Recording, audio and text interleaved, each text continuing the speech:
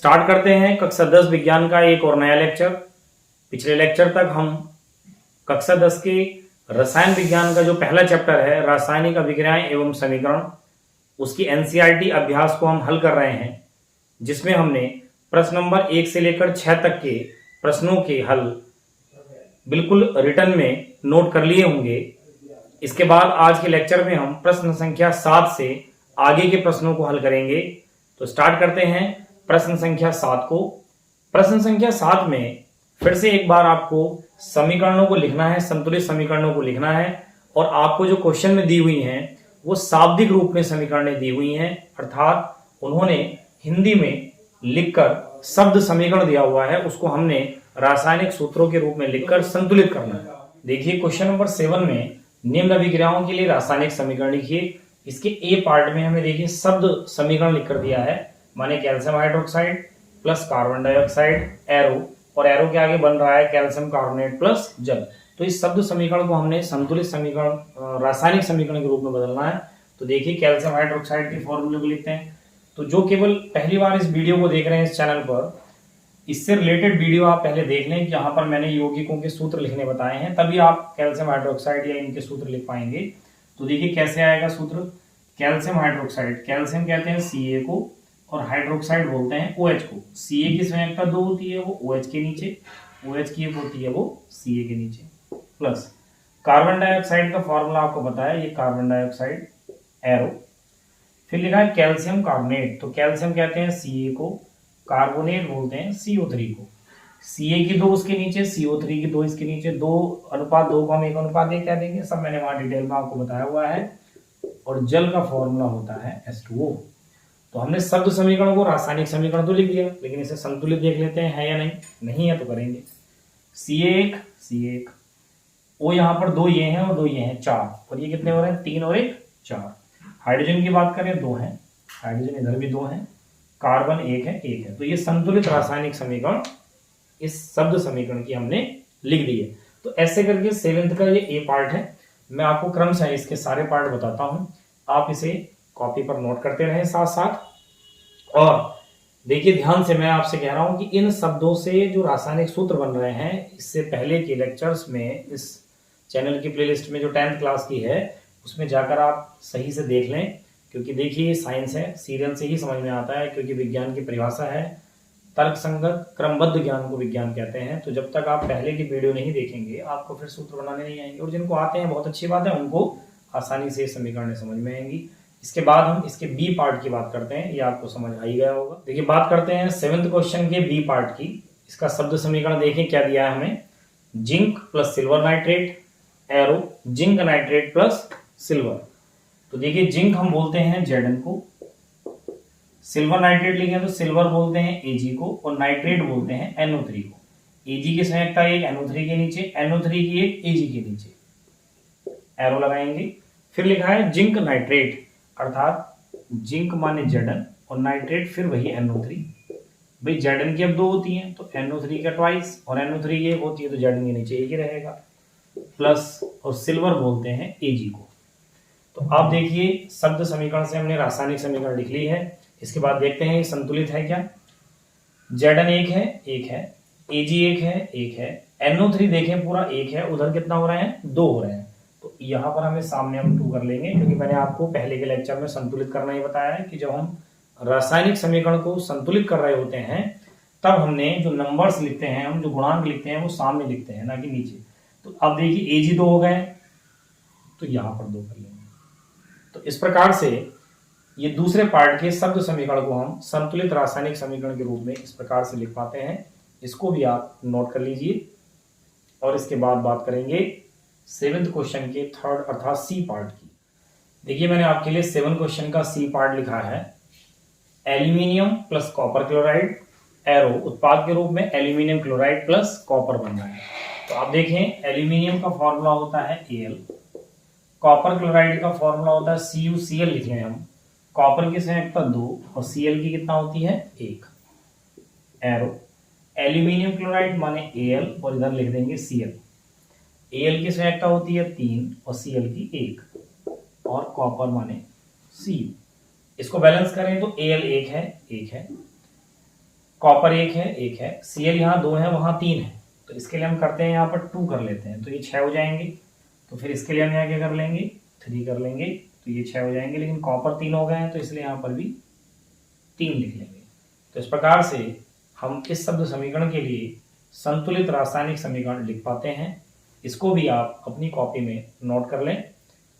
बहुत इजी देखिए क्वेश्चन है और बहुत फास्ट अब हम इसकी एक्सरसाइज को फिनिश करने वाले हैं। इसमें एक पार्ट और बचा है, डी पार्ट, उसको भी देखिए करते हैं। ये 7th क्वेश्चन का लास्ट पार्ट है, डी पार्ट। इसमें देखेंगे तो barium chloride plus potassium sulphate है, एरो, और उत्पाद के रूप में बन रहे हैं barium sulphate plus potassium chloride. तो इनके फॉर्मूले लिखते हैं। देखिए बेरियम क्लोराइड माने बेरियम बोलते हैं Ba को, क्लोराइड बोलते हैं Cl को। Ba की संयोजकता 2 तो Cl के नीचे, Cl की 1 वो Ba के नीचे, plus potassium sulphate, potassium K को बोलते हैं और सल्फेट बोलते हैं SO4 को। K की संयोजकता SO4 के नीचे माने 1, तो 1 वही रहेगा। SO4 की 2 होती है तो K2SO4। एरो बन रहा है बेरियम सल्फेट, तो आप Ba लिखें बेरियम के लिए और सल्फेट के लिए SO4, जो कि मैं भी बता रहा था। Ba की संयोजकता 2, इसकी भी 2, 2:2 को हम 1:1 माने उसके नीचे भी 1, उसके नीचे 1, तो यही रहेगा।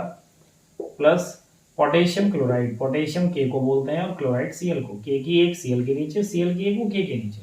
तो इस प्रकार से ये शब्द समीकरण को रासायनिक समीकरण में लिखा। अब हम इसको संतुलित करके देखते हैं। Ba 1 है, उधर भी बेरियम 1 है, इधर Cl 2 है, उधर 1 है, तो ये देखिए 2 हो गए, लेकिन अब उधर K 2 हो गए हैं तो इधर 2 है ऑलरेडी। SO4 पूरा 1 है, इधर पूरा 1 है, या ऐसे कर लें S 1 है तो 1 है, वो 4 है तो 4। तो इस प्रकार से आपकी ये शब्द समीकरण रासायनिक समीकरण के रूप में संतुलित रूप में लिखी है।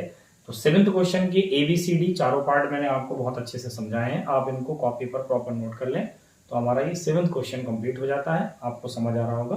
देखिए इसके बाद बात करेंगे क्वेश्चन नंबर 8 की। तो क्वेश्चन नंबर 8 भी इसी टाइप से है, उसमें भी आपने समीकरण ही लिखना है। तो ये बहुत आसान है। यदि आप यौगिक के सूत्र लिखना सीख गए होंगे तो आपको इन शब्द समीकरण या क्या होता है जब प्रकार से जो क्वेश्चन दे रहे हैं और संतुलित रासायनिक समीकरण लिखवाई जा रही है क्वेश्चन में, तो आप आसानी से कर सकते हैं। देखिए इसके बाद बात कर रहे हैं हम क्वेश्चन नंबर 8 की। इसमें है निम्न अभिक्रियाओं के लिए संतुलित रासायनिक समीकरण लिखिए। वैसा ही है जैसे क्वेश्चन नंबर 7 था, लेकिन यहाँ पर एक और एक्स्ट्रा बात पूछी है, एवं प्रत्येक अभिक्रिया का प्रकार बताइए। अर्थात जो हम संतुलित रासायनिक समीकरण लिखेंगे तो हमें बताना है कि अभिक्रिया कौन से प्रकार की है।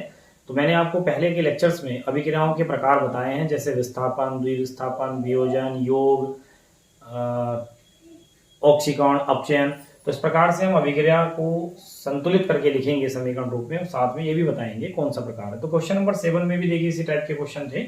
तो इसका ए पार्ट है पोटेशियम ब्रोमाइड। देखिए जो सफिक्स में AQ लिखा है इसको बोलते हैं एक्वस, माने जलीय अवस्था में है ये। बेरियम आयोडाइड भी जलीय अवस्था में है और उत्पाद के रूप में आपको मिल रहा है, एरो के आगे लिखा है, यहाँ पर बोर्ड पर देखिए थोड़ा कम जगह है तो मैंने नीचे ही लिख दिया उसको। पोटेशियम आयोडाइड एक्वस माने जलीय अवस्था में पोटेशियम आयोडाइड है, और साथ में बना है बेरियम ब्रोमाइड जो कि सॉलिड है, S लिखा है, S माने सॉलिड, ठोस अवस्था में आपको बेरियम ब्रोमाइड मिल रहा है।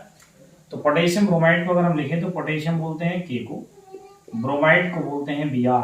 K की संयोजकता एक Br के नीचे, Br की K के नीचे, तो KBr ये रहेगा। प्लस बेरियम आयोडाइड, आप यहाँ एक्वस लिख लें सफिक्स में, प्लस बेरियम आयोडाइड की बात करें तो बेरियम Ba को, और आयोडाइड के लिए आएगा I। Ba की संयोजकता 2 होती है, वो I के नीचे, I की 1 होती है, वो Ba के नीचे, ये भी एक्वस फॉर्म में ही है, एरो। फिर बन रहा है देखिए उसके आगे पोटेशियम आयोडाइड, पोटेशियम K को बोलते हैं और आयोडाइड I को बोलते हैं, तो ये भी एक्वस है। संयोजकता की बात करें, K की संयोजकता एक I के नीचे, I की 1 होती है, वो K के नीचे, मैंने उस संयोजकता चार्ट में सब देखिए लिखा हुआ है संयोजकता किसकी कितनी होती है। प्लस बेरियम ब्रोमाइड की बात करें तो Ba और ब्रोमाइड होता है Br, तो Ba की संयोजकता 2 Br के नीचे और Br की 1 तो इसके नीचे, और ये सॉलिड मिल रहा है आपको ठोस अवस्था में। तो इस प्रकार से मैंने रासायनिक समीकरण तो लिख दी है, इसे संतुलित करते हैं। इधर पोटेशियम 1 है, उधर भी 1 है, इधर Br 1 है, लेकिन उधर 2 है, तो इसलिए हम इसको भी क्या कर लेंगे, 2 कर लेंगे यहाँ पर। तो पोटेशियम 2 हो गए हैं तो फिर यहाँ भी 2 करने पड़ेंगे, तो ये तो बैलेंस हो गया। Ba को देखिए, Ba 1 है तो 1 ही है, I 2 है तो 2 हो चुके हैं, तो इसका मतलब ये रासायनिक समीकरण संतुलित भी हो चुकी है। तो हमने पहले तो इसको संतुलित रासायनिक समीकरण के रूप में लिखना है, फिर साथ में अब ये बताना है कि अभिक्रिया कौन से प्रकार की है। तो आप ध्यान से देखें, देखिए KBr में Br हटा है K के साथ, और कौन आगे लगा है, इसका I, और Br कहाँ पहुंचा है, Ba के पास। तो इसका मतलब इसका और इसका दोनों का विस्थापन हुआ है, इसलिए इसको कैसा अभिक्रिया कहते हैं, ये द्विविस्थापन है, अर्थात ये अभिक्रिया द्विविस्थापन अभिक्रिया कहलाएगी। तो इस अभिक्रिया का प्रकार क्या हुआ? द्विविस्थापन। तो इसे आप नोट कर लें, क्योंकि इसके बाद हमने इसके जो बचे हुए पार्ट हैं उनको भी करना है। तो हमने इस बार संतुलित समीकरण के साथ साथ अभिक्रिया का प्रकार भी बताना है। तो बहुत आसान सा क्वेश्चन है, 7th क्वेश्चन के जैसा ही है। देखिए बात करते हैं क्वेश्चन नंबर 8 के बी पार्ट की। जिंक कार्बोनेट एस लिखा है, माने सॉलिड ठोस अवस्था में है। फिर बन रहा है जिंक ऑक्साइड, वो भी सॉलिड है। कार्बन डाइऑक्साइड बन रहा है, वो गैस अवस्था में है। तो इसके लिए अगर हम समीकरण, जिंक कार्बोनेट में Zn होता है, कार्बोनेट CO3 को बोलते हैं।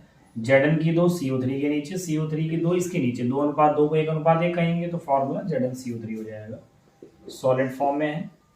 इसके बाद देखिए जिंक ऑक्साइड में टूट रहा है, तो जिंक ऑक्साइड माने Zn और O। जिंक Zn हो गया, ऑक्साइड हो गया। तो Zn की 2 होती है O के नीचे, O की 2 होती है Zn के नीचे, फिर से 2:2 माने 1:1, फिर ये फॉर्मूला सॉलिड स्टेट में है। प्लस कार्बन डाइऑक्साइड, तो कार्बन डाइऑक्साइड CO2 को बोलते हैं और ये गैस फॉर्म। इसको संतुलित कर लें। Zn 1 है। ऑक्सीजन देखिए इधर 3 है, उधर 1 ये और 2 ये 3 है। कार्बन 1 है, तो ये संतुलित भी है। अब हमने साथ में ये बताना है कि अभिक्रिया का कौन सा प्रकार है। तो आप देख रहे होंगे, देखिए इधर अभिकारक कोई 1 है और उत्पाद 1 से ज्यादा बने हैं, माने जिंक ऑक्साइड और कार्बन डाइऑक्साइड 2 बने हैं। तो इसका मतलब है कि ये टूट रहा है उन दोनों में, अर्थात ये वियोजन अभिक्रिया का उदाहरण है। तो ये कौन सी अभिक्रिया कहलाएगी? वियोजन अभिक्रिया कहलाएगी। तो इस प्रकार से देखिए 8th क्वेश्चन के 2 पार्ट आपको मैंने करा दिए हैं। इसके बाद नेक्स्ट पार्ट की बात करते हैं। तो बहुत आसान से ये क्वेश्चन है और बोर्ड एग्जाम में देखिए आते हैं ये। देखिए इसके बाद 8th क्वेश्चन का सी पार्ट, हाइड्रोजन गैस है, क्लोरीन गैस है और रिएक्ट करके बना रहे हैं हाइड्रोजन क्लोराइड, वो भी गैस फॉर्म में है। तो देखिए हाइड्रोजन बोलते हैं H2 गैस हो गया, प्लस क्लोरीन हो गया Cl2 गैस, और इधर बन रहा है hydrogen chloride, hydrogen H chloride Cl। तो H की संयोजकता एक Cl के नीचे, Cl की एक H के नीचे। इसके बाद संतुलित करें तो हाइड्रोजन इधर 2 हैं, उधर 1 है, तो ये देखिए सामने नंबर बढ़ा है। क्लोरीन 2 हो गए तो क्लोरीन 2 संतुलित हो गई। अभिक्रिया के प्रकार की बात करें तो आप देखेंगे ये देखिए अभिकारक 1 से ज्यादा है, अर्थात जुड़ रहे हैं और उत्पाद कोई एक प्रकार का बन रहा है, तो इसलिए हम इसे योग अभिक्रिया कहेंगे। तो ये कौन सी अभिक्रिया का प्रकार है? ये योग अभिक्रिया है। तो इस प्रकार से 8th क्वेश्चन का सी पार्ट हो जाता है। आप इनको अपनी कॉपी पर नोट अवश्य करते रहें। देखिए मैं एक्सरसाइज का एक क्वेश्चन आपको बहुत समझाकर बता रहा हूं, तो कॉपी पर नोट जरूर कर लें, जिससे कि रिवाइज करने में आपको आसानी रहे। ये क्वेश्चन नंबर 8 का डी पार्ट है, लास्ट पार्ट है। ध्यान से देखेंगे, मैग्नीशियम सॉलिड धातु ही होता है, तो मैग्नीशियम है सॉलिड। हाइड्रोक्लोरिक अम्ल की बात करें तो HCl है और वो एक्वस लिखा ही है। देखिए इसी का नाम हाइड्रोजन क्लोराइड भी होता है और हाइड्रोक्लोरिक होता है। जब हाइड्रोजन क्लोराइड तब होता है जब ये गैस फॉर्म में होता है, तब अब ये एक्वस है तो इसलिए इसको हाइड्रोक्लोरिक अम्ल बोलते हैं। तो बन रहा है उधर मैग्नीशियम क्लोराइड, तो मैग्नीशियम माने Mg और क्लोराइड Cl है, तो Mg की संयोजकता 2 Cl के नीचे, Cl की 1 Mg के नीचे, एक्वस है, जलीय अवस्था में है, प्लस और फिर हाइड्रोजन बनना है तो उसे H2 बोलते हैं, गैस अवस्था में। ध्यान दें, संतुलित करने के लिए मैग्नीशियम 1 है, इधर H 1 है लेकिन उधर 2 है, तो इसलिए हम इसको यहाँ 2 लिख लेते हैं। Cl यहाँ पर 2 हो जाते हैं तो Cl 2 है। तो ये संतुलित समीकरण आपके लिए लिखी हुई है, लेकिन इसके लिए अब हमें अभिक्रिया का प्रकार बताना है कि ये कौन से प्रकार की अभिक्रिया का उदाहरण है। तो आप देखिए मैग्नीशियम में देखिए HCl से हाइड्रोजन को निकाल दिया है बाहर और खुद आके उसकी जगह लगा है, तो इसलिए इसको हम किसका एग्जाम्पल बोलेंगे? ये विस्थापन अभिक्रिया का उदाहरण है, ये विस्थापन अभिक्रिया। जबकि पहली वाली द्विविस्थापन थी क्योंकि इसमें 2 चीजें हट रही थी, यहाँ एक ने ही उसको हटाया है, तो इसलिए विस्थापन अभिक्रिया का उदाहरण है। तो इस प्रकार से देखिए क्वेश्चन नंबर 8 कंप्लीट हो जाता है। तो आज मैंने अभी आपको क्वेश्चन नंबर 7 और 8 बताया है और दोनों एक ही प्रकार के क्वेश्चन हैं। तो आप ऐसे और भी क्वेश्चन रासायनिक अभिक्रिया को समीकरण के रूप में लिखकर उसका प्रकार बताने वाले कर सकते हैं। कहीं कोई आपको डाउट आए तो आप कमेंट में लिखकर मेरे से मालूम कर सकते हैं। इसके बाद हम बात करेंगे नेक्स्ट क्वेश्चन की। देखिए क्वेश्चन नंबर 9 की बात करते हैं। तो क्वेश्चन नंबर 9 में पूछा है ऊष्मा शोषी अभिक्रिया व ऊष्मा क्षेपी अभिक्रिया को उदाहरण सहित समझाइए। तो मैं इसको अब देखिए बार बार क्या कराऊं, क्योंकि मैंने आपको जब अभिक्रियाओं के प्रकार वाला लेक्चर कराया है तब वहां पर इन दोनों की परिभाषा और उदाहरण भी लिखाए हैं, तो इसे आप वहां से तैयार कर लें। वैसे सामान्यतः कहें तो ये होता है कि वे अभिक्रियाएं जिनके संपन्न होने में ऊष्मा की आवश्यकता होती है उन्हें ऊष्मा शोषी अभिक्रिया कहते हैं, और वे अभिक्रियाएं जिनमें ऊष्मा निकलती है, उत्सर्जित होती है, उन्हें हम ऊष्माक्षेपी अभिक्रियाएं कहते हैं। तो देखिए बार बार मैं इसको बताता रहूं, उससे ठीक है कि आप इससे पहले के लेक्चर्स में चैनल की प्लेलिस्ट में जाकर 10th क्लास की उन वीडियो को आप देख लें, तो ये वहां से आप तैयार कर सकते हैं।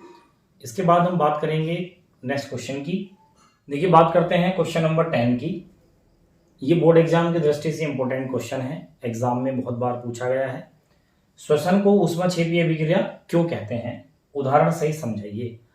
तो देखिए श्वसन का मतलब होता है सांस लेना, अर्थात मनुष्य या हम सब लोग जब हम सांस माने श्वसन की प्रक्रिया होती है तो ऑक्सीजन हमारे शरीर में प्रवेश करती है और हमें जीवित रहने के लिए, हमारे शरीर के पोषण के लिए ऊर्जा की आवश्यकता होती है, जो कि हमें कहाँ से मिलती है, भोजन से। जो हम भोजन लेते हैं, जो हम खाना खाते हैं, उस भोजन में देखिए मुख्यतः रूप से हम रोटी, चावल, सब्जियों में आपने देखा होगा कि आलू जो है हमारी सब्जियों का भाई मुख्य अवयव है, ब्रेड, माने इस टाइप की चीजें हम खाते हैं। तो इन सब में अगर आप देखें तो कार्बोहाइड्रेट होता है, ये एक जैव अणु है कार्बोहाइड्रेट। यही कार्बोहाइड्रेट सरल प्रकार के अणुओं में टूटता है, किसके साथ, जब इसकी क्रिया ऑक्सीजन से होती है। माने जो हम श्वसन की प्रक्रिया में वायुमंडल की ऑक्सीजन गैस को अपने भीतर प्रवेश करते हैं, वो ऑक्सीजन हमने जो भोजन लिया होता है, उस भोजन में मुख्यतः जो चीजें हम खाते हैं उन सब में कौन होता है, कार्बोहाइड्रेट। ये कार्बोहाइड्रेट ऑक्सीजन के संपर्क में आकर बनाता है CO2 कार्बन डाइऑक्साइड और जल, और साथ में निकलती है ऊर्जा। तभी आपने देखा होगा श्वसन की प्रक्रिया में हम ऑक्सीजन गैस को तो अंदर लेते हैं और बाहर कौन निकलती है, CO2 गैस। वो इस प्रकार से, क्योंकि इस कार्बोहाइड्रेट की ऑक्सीजन से क्रिया के बाद क्या बन रहा होता है, कार्बन डाइऑक्साइड, जो कि श्वसन की प्रक्रिया में बाहर निकलती है, साथ में जल और ऊर्जा निकलती है। ये ऊर्जा हमारी कोशिकाओं में अवशोषित होती है, अर्थात कोशिकाओं के साथ संयोग करती है और हमारी पूरी बॉडी में मतलब ये ऊर्जा का संचार होता है, जिस वजह से हम जीवित हैं, हमारे शरीर का पोषण हो रहा है, हम कोई कार्य कर पाते हैं, एनर्जेटिक माने ऊर्जावान महसूस कर रहे होते हैं। तो इस प्रकार से श्वसन को हम कह सकते हैं, देखिए ये श्वसन की ही प्रक्रिया है, इसमें ऊर्जा निकल रही है, इसलिए श्वसन एक ऊष्माक्षेपी अभिक्रिया है। अगर मैं कहूं देखिए कार्बोहाइड्रेट भी मुख्यतः इनमें कौन सा होता है, भाई जो भी होता है, लेकिन वो सरल प्रकार के अणुओं में जब टूटता है तो मुख्यतः वो होता है ग्लूकोज, C6H12O6 + O2, और तब बनता है CO2 + H2O। अभी देखिए मैं इसको ठीक से संतुलित करके बताऊंगा। अब मैं व्यवस्थित तरीके से पहले आपके लिए इसका आंसर लिख देता हूं, उस आंसर में हम इस संतुलित रासायनिक समीकरण को लिखेंगे। तो मैंने पहले आपको समझा दिया, एक बार फिर से सुन लीजिए। हम अपने शरीर के भरण पोषण अर्थात जीवित रहने के लिए हमें ऊर्जा की आवश्यकता होती है, वो हमें भोजन से मिलती है। उस भोजन में मुख्यतः हम इन चीजों को लेते हैं, जिनमें कि ये कार्बोहाइड्रेट अर्थात ग्लूकोज होता है, और श्वसन की प्रक्रिया हम लगातार कर रहे होते हैं तो हमारे शरीर में ऑक्सीजन प्रवेश कर रही होती है। ये ग्लूकोज ऑक्सीजन के साथ क्रिया कर CO2 और H2O बनाता है तथा साथ में ऊर्जा भी निकल रही होती है, अर्थात ये एक ऊष्माक्षेपी अभिक्रिया है, क्योंकि वे अभिक्रियाएं जिनमें ऊर्जा निकलती है उनको हम ऊष्माक्षेपी अभिक्रियाएं कहते हैं। उदाहरण मैंने आपको बता ही दिया है, तो इसको हम एक बार व्यवस्थित तरीके से इसका आंसर लिख लेते हैं। तो देखिए इस क्वेश्चन का मैंने आपके लिए व्यवस्थित आंसर लिख दिया है। मानव शरीर को जीवित रहने, भरण पोषण के लिए ऊर्जा की आवश्यकता होती है, जो हमें भोजन से प्राप्त होती है। भोजन लिखा ब्रैकेट में रोटी, चावल, आलू, ब्रेड में मुख्यतः कार्बोहाइड्रेट अर्थात ग्लूकोज होता है। या आप ये कह लें कि इसमें देखिए कोई जरूरी नहीं है ग्लूकोज स्टार्टिंग में हो, कार्बोहाइड्रेट के नाम पर स्टार्च हो सकता है, या आलू में जैसे माल्टोज होता है, तो वो कार्बोहाइड्रेट में ये सब चीजें होती हैं, और फिर वो क्या होता है, सरल प्रकार के अणु अर्थात ग्लूकोज में वो बदलता है। तो मैंने सीधे ग्लूकोज लिख दिया है। जब हम श्वसन करते हैं तब हम ऑक्सीजन गैस को शरीर में प्रवेश करती है, ऑक्सीजन गैस को शरीर में हमारे अंदर आती है। यह O2 गैस ग्लूकोज से क्रिया कर सरल अणु बनाती है, और भी सरल अणु बनाएगी, और साथ में ऊर्जा का निर्माण करती है। यह ऊर्जा शरीर की कोशिकाओं के माध्यम से शरीर को प्राप्त होती है। तो कुल मिलाकर इस श्वसन की प्रक्रिया में ऊर्जा निकल रही है, इसलिए ऊष्माक्षेपी अभिक्रिया है। मैं आपके लिए देखिए इस जो थ्योरी हमने लिखी है इसको एक अभिक्रिया के रूप में लिख देता हूं। यहाँ से क्वेश्चन आपने नोट कर लिया होगा, या आप अपनी बुक से नोट कर लें। तो मैं आपको इस अभिक्रिया को लिखा देता हूं। तो देखिए ग्लूकोज का फॉर्मूला होता है C6H12O6, इसकी अभिक्रिया होती है O2 के साथ, इसमें निर्माण होता है CO2 और H2O का, और साथ में अधिक मात्रा में ऊर्जा बन रही होती है। इसको संतुलित करें तो कार्बन 6 है, ये 6 हो जाते हैं, हाइड्रोजन 12 हैं, उधर 2 हैं, तो यहाँ भी 6 कर लेते हैं, 6 दूनी 12। ऑक्सीजन देखिए 6 ये हैं और 2 ये 8, तो 6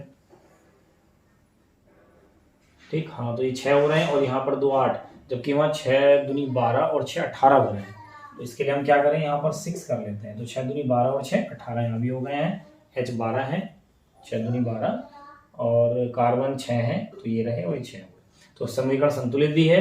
तो देखिए आप यहाँ देख रहे होंगे ऊर्जा इसमें निकल रही है और ये श्वसन की अभिक्रिया लिखी हुई है, तो इस श्वसन की अभिक्रिया में ऊर्जा निकल रही है, इसलिए हम इसको ऊष्माक्षेपी अभिक्रिया कहते हैं। और यही ऊर्जा जो निकल रही है श्वसन की अभिक्रिया में हमारे शरीर के पोषण अर्थात जीवित रहने के लिए उपयोग में आती है।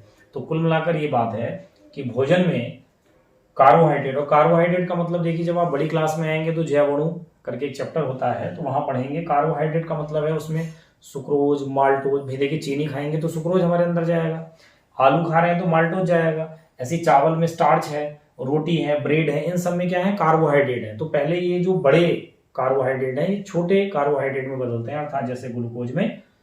फिर ग्लूकोज हमारी बॉडी में जो है और श्वसन के माध्यम से ऑक्सीजन अंदर आ रही है, तो वो ग्लूकोज और ऑक्सीजन आपस में रिएक्ट करते हैं, अभिक्रिया करते हैं और CO2H2 बनाते हैं और ऊर्जा का निर्माण होता है।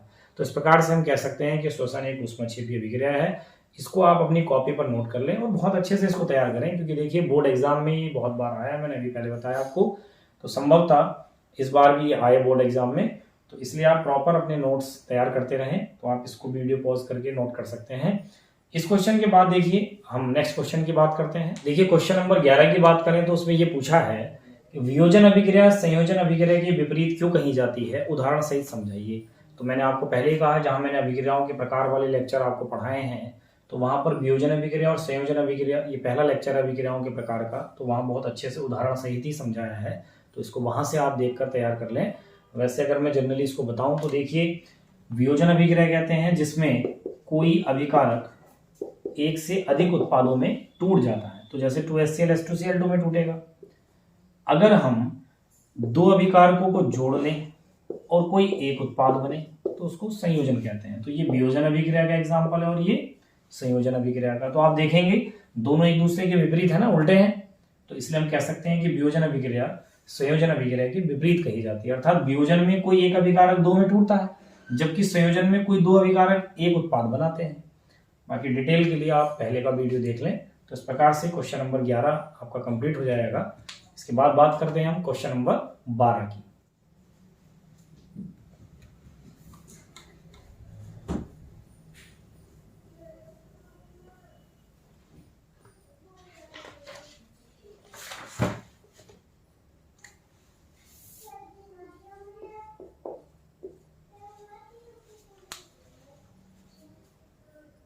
देखिए इसके बाद इस एक्सरसाइज के क्वेश्चन नंबर 12 की बात करते हैं। क्वेश्चन नंबर 12 भी देखिए बहुत अच्छा क्वेश्चन है और मुझे शायद जहां तक ध्यान है इसको मैंने पहले के लेक्चर्स में बताया हुआ है।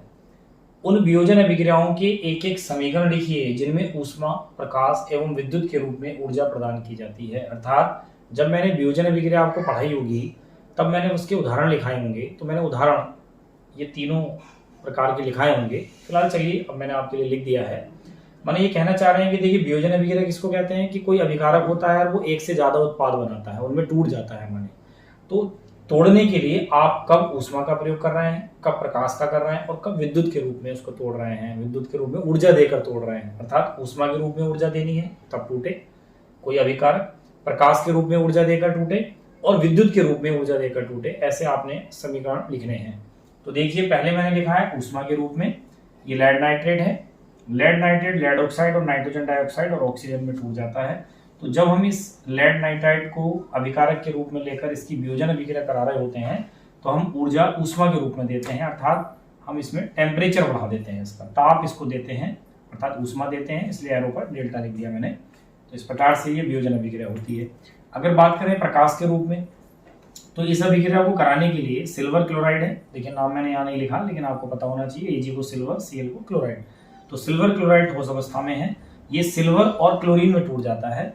हम इसको प्रकाश की उपस्थिति में कराते हैं, अर्थात H लिख दिया मैंने एरो पर, या प्रकाश लिख सकते हैं। और अगर हम विद्युत के रूप में अपघटन कराएं तो देखिए सोडियम क्लोराइड है, नमक, तो नमक का जलीय विलयन हम लेंगे एक्वस सॉल्यूशन, और उसमें विद्युत धारा प्रवाहित करा देते हैं इलेक्ट्रोडों की सहायता से। अर्थात एक कैथोड लेते हैं, एक एनोड लेते हैं, धातु की दो छड़े, एक प्लस एक माइनस, उनमें उनकी सहायता से उसमें विद्युत धारा का प्रवाह करा देते हैं। तो हम देखते हैं कि सोडियम क्लोराइड सोडियम और क्लोरीन में वियोजित हो जाता है। तो ये तीनों अभिक्रिया वियोजन अभिक्रिया के उदाहरण हैं। लेकिन ये वियोजन तो हो रहा है ऊष्मा के रूप में, ऊष्मा की वजह से जब हमने ऊर्जा दी। ये वियोजन हो रहा है प्रकाश के रूप में जब हमने इसको ऊर्जा दी, और ये वियोजन हो रहा है जब हमने ऊर्जा विद्युत के रूप में दी है, विद्युत धारा के रूप में दी है। तो इस प्रकार से वियोजन अभिक्रियाओं की ये तीन उदाहरण मैंने आपके लिए लिखे हैं, इनको भी आप अपनी कॉपी पर नोट कर लें। अच्छा क्वेश्चन है, ध्यान से देखिए। इसके बाद बात कर रहे हैं क्वेश्चन नंबर 13, विस्थापन अभिक्रिया व द्विविस्थापन अभिक्रिया में क्या अंतर है, उदाहरण सहित समझाइए। तो मैंने अभी जब क्वेश्चन नंबर 7 और 8 कराया था तो क्वेश्चन नंबर 8 में विस्थापन अभिक्रिया का उदाहरण भी आ गया था, द्विविस्थापन का भी आया था। नहीं तो पहले लेक्चर्स में जैसा मैं कह रहा हूँ आपसे, वहाँ मैंने इन अभिक्रियाओं के प्रकार को उदाहरण सहित समझाया है, तो इसे आप वहाँ से तैयार कर लें। फिलहाल मैं आपको जनरली बता देता हूँ। विस्थापन का मतलब होता है जब कोई एक अभिकारक किसी दूसरे अभिकारक से उसके एक तत्व को हटा दे तथा स्वयं उसका स्थान ले ले। माने जिंक जो है कॉपर को हटा देगा और स्वयं उसका स्थान लेगा, कॉपर को बाहर कर देगा, तब इसको हम विस्थापन अभिक्रिया बोलते हैं।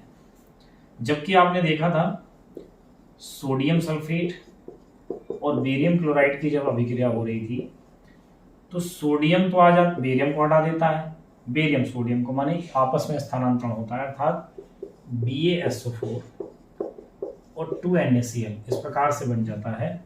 तो चूंकि ये इसको अर्थात दोनों एक दूसरे का विस्थापन कर रहे हैं, इसलिए इसको हम डबल डिस्प्लेसमेंट अर्थात द्विविस्थापन अभिक्रिया कहते हैं। तो ये इनमें अंतर है, उदाहरण सहित मैंने अभी आपको बता दिया। वरना डिटेल में देखने के लिए आप चैनल में जो मैंने 10th की प्लेलिस्ट में ये वीडियो अपलोड किए हैं अभिक्रियाओं के प्रकार में, विस्थापन द्विविस्थापन, वहाँ से आप इसको तैयार कर सकते हैं। वहाँ मैंने इनकी थ्योरी में परिभाषा अच्छे से लिखी हुई है, उसको भी आप कॉपी पर नोट कर सकते हैं। देखिए बात करते हैं क्वेश्चन नंबर 14, क्वेश्चन नंबर 14 की।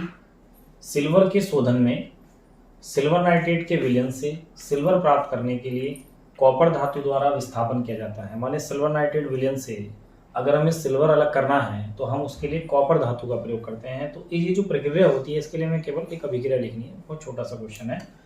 तो देखिए सिल्वर नाइट्रेट क्या होता है भाई, Ag और नाइट्रेट बोलते हैं NO3। Ag की संयोजकता है NO3 के नीचे, NO3 की है वो Ag के नीचे, तो AgNO3। हम प्रयोग करेंगे कॉपर का, तो कॉपर Ag को हटा देगा, अर्थात क्या बनाएगा, कॉपर नाइट्रेट, माने खुद आकर लगेगा। फॉर्मूले को देखें तो Cu की संयोजकता 2 होती है, वो NO3 के नीचे ट्वाइस हो जाएगा। NO3 की एक होती है वो कॉपर के नीचे, प्लस, और ये रहा Ag बिल्कुल बाहर, Ag बिल्कुल बाहर। इसे संतुलित कर लें तो आप देखेंगे वहाँ NO3 2 हो रहे हैं, तो मुझे यहाँ 2 लिखना पड़ेगा, तो फिर Ag भी 2 हो रहे हैं, तो ये 2 लिखना पड़ेगा। तो ये सिल्वर नाइट्रेट है आपका, इसको लिख देता हूँ। देखिए मैं, सिल्वर नाइट्रेट, ये कॉपर है, इसको देखें तो ये कॉपर नाइट्रेट है, क्योंकि Cu को कॉपर और NO3 को बोलते हैं नाइट्रेट, और ये रहा आपका सिल्वर। तो देखिए इस प्रकार से सिल्वर अलग प्राप्त हो रहा है ना हमें। तो सिल्वर किसकी सहायता से प्राप्त हो रहा है, कॉपर का, कॉपर सिल्वर नाइट्रेट विलयन से हमको अलग करके दे रहा है। तो इस प्रक्रिया के लिए ये अभिक्रिया है, तो इसको आप नोट कर लें बहुत अच्छे से, क्योंकि बहुत छोटा सा क्वेश्चन है, समझ में आपको आ ही रहा होगा। देखिए इस क्वेश्चन के बाद हम बात करेंगे क्वेश्चन नंबर 15 की। लेकिन आप जितने क्वेश्चन में देखिए बोर्ड पर आपको समझाकर लिखा रहा हूं, तो आप कॉपी पर नोट जरूर करते रहें। देखिए क्वेश्चन नंबर 15 है, अवक्षेपण अभिक्रिया से आप क्या समझते हैं, उदाहरण देकर समझाइए। तो अवक्षेपण अभिक्रिया कहते हैं जिनमें अवक्षेप बनता है, और अवक्षेप का मतलब होता है, तो देखिए जब अधिकांशतः है जब द्विविस्थापन अभिक्रिया हो रही होती है तो उस द्विविस्थापन अभिक्रिया में उत्पाद के रूप में एक ठोस मिलता है और एक उसके साथ हो सकता है द्रव रूप में आपको मिले। तो उस ठोस पदार्थ को, उत्पाद में जो हमें ठोस रूप में मिला है, उस उत्पाद को आप आसानी से अलग कर सकते हैं, तो उसी को हम अवक्षेप बोलते हैं, और ऐसी अभिक्रिया को हम अवक्षेपण अभिक्रिया बोलते हैं। इसको समझने के लिए आप देखिए AgNO3 माने सिल्वर नाइट्रेट, इसकी अभिक्रिया आप NaCl से करा रहे हैं। जब आप अभिक्रिया कराएंगे तो देखिए ये द्विविस्थापन है, Ag Na को और Na Ag को रिप्लेस करेगा, तो इधर आपको मिलेगा NaNO3 और AgCl, इसका नाम सिल्वर नाइट्रेट है। ये आप जानते हैं सोडियम क्लोराइड है, Na सोडियम Cl क्लोराइड है, सोडियम क्लोराइड। ये देखिए Na सोडियम और नाइट्रेट, सोडियम नाइट्रेट, और ये है सिल्वर क्लोराइड। तो देखिए यही हमें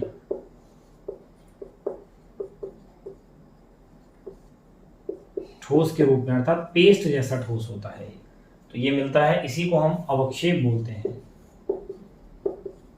तो इसको आसानी से इससे अलग किया जा सकता है, अर्थात इस अवक्षेप को आसानी से अलग किया जा सकता है।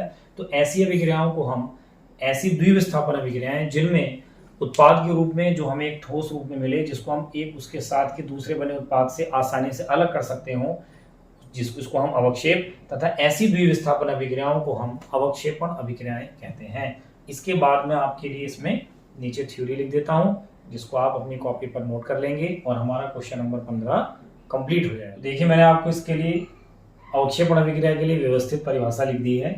द्विविस्थापन अभिक्रिया में उत्पाद के रूप में प्राप्त एक ठोस पदार्थ, तो देखिए द्विविस्थापन अभिक्रिया है, इसमें उत्पाद के रूप में एक ठोस पदार्थ आपको मिला AgCl, ठोस पदार्थ जिसे दूसरे उत्पाद से आसानी से अलग किया जा सकता है। दूसरा उत्पाद सोडियम नाइट्रेट है, इससे इसको आसानी से आप अलग कर सकते हैं, अवक्षेप कहलाता है। अर्थात ये वाला जो ठोस पदार्थ है ये क्या कहलाता है, ये अवक्षेप कहलाता है। और इस प्रकार की ये अभिक्रियाएं तथा ये अभिक्रियाएं अवक्षेपण अभिक्रियाएं कहलाती हैं। तो इसको आप नोट कर लें, और इसके बाद हम बात करेंगे क्वेश्चन नंबर 16। बात करते हैं क्वेश्चन नंबर 16 की। देखिए 16 क्वेश्चन में आपको दो पद दिए हैं और इनकी परिभाषा आपसे पूछी है, एक है उपचयन और एक है अपचयन। देखिए उपचयन को हम ऑक्सीकरण भी बोलते हैं, मैं आपको बता दूं, और पहले मैंने बताया हुआ भी है, क्योंकि ये भी अभिक्रियाओं के प्रकार में टॉपिक आए हैं दोनों। लेकिन आपको जो परिभाषा बतानी है इन दोनों की, वो ऑक्सीजन के योग में ह्रास के आधार पर बतानी है। अर्थात सीधी सी बात है, जब जिन अभिक्रियाओं में ऑक्सीजन का योग हो रहा होता है, ऑक्सीजन जुड़ रही होती है, उनको हम बोलते हैं उपचयन या ऑक्सीकरण की अभिक्रिया। हम कह सकते हैं जिनमें O2 का योग होता है, ऑक्सीजन का योग होता है। और अपचयन किसे बोलते हैं, जिनमें ऑक्सीजन का ह्रास होता है, अर्थात जिनमें ऑक्सीजन निकलती है, कमी होती है, ह्रास माने कमी। तो O2 की कमी या ह्रास, उन अभिक्रियाओं को हम बोलते हैं अपचयन की अभिक्रिया। तो इस प्रकार से आप डिटेल में पहले के वीडियो में जहां मैंने ऑक्सीकरण अपचयन को बहुत अच्छे से समझाया हुआ है, वहां से देख लें, और बाकी मैंने आपको बता ही दिया है। इसके बाद है क्वेश्चन नंबर 17। अच्छा क्वेश्चन है ये भी बोर्ड एग्जाम की दृष्टि से। एक भूरे रंग का चमकदार तत्व X है, कोई उसका पहले कोई X तत्व का नाम रखा हुआ है और उसका रंग कैसा है, भूरा। यदि वायु की उपस्थिति में आप उसको गर्म कर दें तो वो काले रंग का हो जाता है। तब आपने उस तत्व X का नाम बताना है और उस पर जो काले रंग का यौगिक बना है उसका भी नाम बताना है।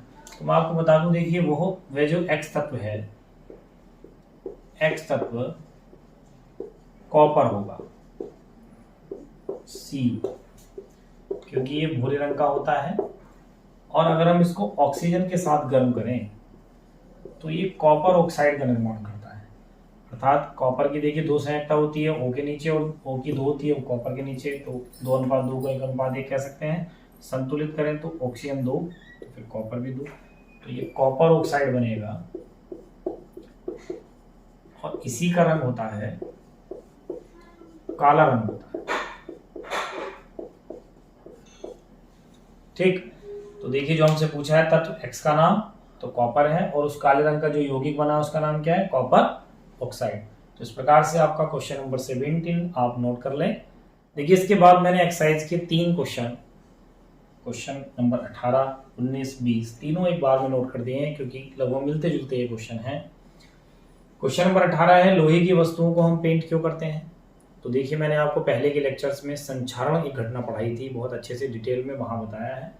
क्योंकि देखिए लोहे की वस्तु यदि वायु और नमी के संपर्क में आती है, वायु माने O2 और नमी माने H2O, तो वायु और नमी के संपर्क में आती है तो लोहे की सतह पर ऑक्साइड बनने लगते हैं, जिससे धातु अर्थात लोहे की जो वस्तु हैं वो धीरे धीरे नष्ट होना स्टार्ट हो जाती हैं।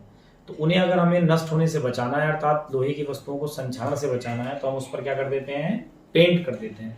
तो पेंट करने से क्या होगा, जो वायुमंडल की ऑक्सीजन और नमी है वो लोहे की वस्तु के संपर्क में नहीं आएगी, फिर लोहे का जंग नहीं लगेगा, अर्थात संक्षारण नहीं होगा, तो लोहे की वस्तु लंबे समय तक सुरक्षित रहेगी। इस प्रकार से जो मैं बोल रहा हूं इसको कॉपी पर नोट कर लें आप, बोलने वाला बार बार सुन सुनकर, ठीक है। और बाकी लिखाया मैंने पहले की वीडियो में है ही संचालन को। क्वेश्चन नंबर 19 देखें, तेल एवं वसायुक्त खाद्य पदार्थों को नाइट्रोजन से प्रभावित क्यों किया जाता है। अर्थात जो हम तेल अर्थात वसायुक्त चिकनाई में जो बने हुए खाद्य पदार्थ हैं और उनको पैक कर रहे हैं तो उसमें हम नाइट्रोजन गैस भर देते हैं। जैसे चिप्स की थैली को आपने देखा होगा, इस टाइप के क्वेश्चन बोर्ड एग्जाम में आते हैं कि जैसे चिप्स की थैली में नाइट्रोजन गैस क्यों भरते हैं। तो होता क्या है, तेल और वसा के संपर्क में जब खाद्य पदार्थ आ जाता है तो उसके खराब होने के चांस अर्थात उसके बुसने के चांस बहुत ज़्यादा बढ़ जाते हैं। लेकिन जो हम नाइट्रोजन गैस उसमें भरे रहते हैं, प्रभावित करते हैं नाइट्रोजन गैस से उस खाद्य पदार्थ को, तो नाइट्रोजन गैस उसमें जो बनने वाले जो उत्पन्न होने वाले बैक्टीरिया हैं उनके बनने को कम कर देती है। तो इस वजह से क्या होता है कि वो हमारा खाद्य पदार्थ थोड़ा लंबे टाइम तक सुरक्षित रह सकता है, अर्थात उसमें विकृति गंधिता का गुण उत्पन्न नहीं होता है। जबकि क्वेश्चन नंबर 20 में देखिए संक्षारण और विकृति गंधिता की परिभाषा पूछी है उदाहरण सहित। तो आपको इसके लिए तो मैंने पूरा देखिए एक वीडियो बनाया था जिसमें संक्षारण और विकृति गंधिता है, और बोर्ड एग्जाम में या तो दोनों में से दोनों की परिभाषा या किसी एक की परिभाषा या इनके आधार पर इस प्रकार के क्वेश्चन पूछे जा सकते हैं। देखिए मैंने इस महत्वपूर्ण लेक्चर में आपको क्वेश्चन नंबर 7 से लेकर क्वेश्चन नंबर 20 तक के क्वेश्चन बहुत अच्छे तरीके से समझाते हुए बोर्ड पर लिखते हुए सोल्व कराए हैं। आप इनको अपनी कॉपी पर अवश्य नोट कर लें, वीडियो पॉज करें, ठीक से नोट करें। जो क्वेश्चन आपको ना समझ आए हों आप उनको कमेंट के माध्यम से मेरे पास तक पहुंचाएं, जिससे मैं उनको दोबारा से आपको समझाने का प्रयास करूं। तो देखिए इस प्रकार से पहले चैप्टर की एनसीईआरटी एक्सरसाइज कंप्लीट हो जाती है, क्योंकि इसमें 20 क्वेश्चन है। पहले लेक्चर में मैंने 1 से लेकर 6 तक और इस लेक्चर में 7 से लेकर 20 तक आपको क्वेश्चन सोल्व करा दिए हैं। इसके बाद जो लेक्चर आएगा इसी चैप्टर का आएगा, जो चैप्टर के अंदर पाठ्य निहित तो प्रश्न है, कुछ उदाहरण है और कुछ क्वेश्चन पूछे हैं। मैं उसके लिए आपको एक वीडियो बना दूंगा, जिससे कि हमारे पास चैप्टर नंबर 1 से संबंधित जितने क्वेश्चन आंसर हैं वो हमारी कॉपी पर आ जाएंगे। उसके बाद एक लेक्चर बहुविकल्पीय प्रश्न को लेकर आएगा, क्योंकि मैंने आपको कहा है कि कंपटीशन एग्जाम में जो बच्चे कंपटीशन एग्जाम की तैयारी करते हैं या करेंगे या कर रहे हैं उनके लिए भी महत्वपूर्ण होगा। साथ में उत्तर प्रदेश बोर्ड एग्जाम में आपको पता है कि अब प्रत्येक विषय में 20 बहुविकल्पीय प्रश्न आते हैं जो कि OMR सीट पर हल करने होते हैं। तो उत्तर प्रदेश बोर्ड परीक्षार्थियों के लिए जब मैं एक एक चैप्टर से आपको अधिकतम जितने ऑब्जेक्टिव क्वेश्चन हो सकते हैं वो लिखाऊंगा, तो आप आसानी से बोर्ड एग्जाम में वो जो 20 बहुविकल्पीय प्रश्न आएंगे सारे चैप्टर्स को मिलाकर, उन 20 के 20 बहुविकल्पीय प्रश्नों का सही उत्तर आसानी से दे पाएंगे। तो आप लगातार इस चैनल पर जुड़े रहिए तथा जैसा मैं यहाँ से निर्देश आपको बता रहा हूँ वैसा करते रहिए। कोई मन में डाउट या क्वेरी है वो मालूम करते रहिए, और चैनल को आप अपने मित्रों या जो भी आपके जानने वाले हैं उसको पहुंचाते रहिए, जिससे इस चैनल पर जो भी आपको पाठ्य सामग्री दी जा रही है उसका फायदा सारे छात्रों को मिल सके।